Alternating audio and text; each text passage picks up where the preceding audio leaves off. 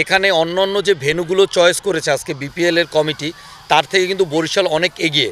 এটির মূল কারণ হচ্ছে যে আপনার হবে হবে করে এই যে এখন যে কার্যক্রম চলছে, এটিও আমরা জানি যে এবছর 2024-এ আমরা বিপিএল দেখব, আমরা আশা করেছিলাম। তো আমরা যদি প্র্যাকটিস করার জায়গা ভালো এবং ম্যাচ খেলার সুযোগ পাই, ভালো ভালো টুর্নামেন্ট হয়, তাইলে আমরা আরও ভালো কিছু করতে পারবো সামনে। আমাদের জাতীয় মানের একটা স্টেডিয়াম, এটা আন্তর্জাতিক মানের। এই জায়গায় কোনো বিপিএল হয় না, বাট আমাকে সবার দাবি যে এই জায়গায় বিপিএল খেলা হোক। আর আমরা জানি 2025 সালে দেখতে পারি যে আমাদের বরিশাল স্টেডিয়ামেই বরিশালে ম্যাচ হয়, আমরা যেন দেখতে পারি। এখানে অনেক প্লেয়ার আছে যে প্রতিভাবান প্লেয়ার, তারা আসলে প্রতিভা বিকশিত করবে, এরকম কোনো স্পোর্ট জায়গা পাইতেছে না। বিপিএল খেলা এখানে কেন হচ্ছে না এটা আসলে বুঝতে পারছি, জানতে।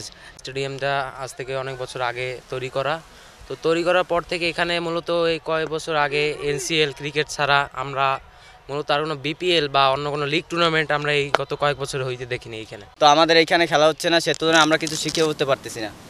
নতুন প্রজন্ম কিছু দেখবে, কিছু শিখবে, সেরকম কিছুই নাই এই জায়গা।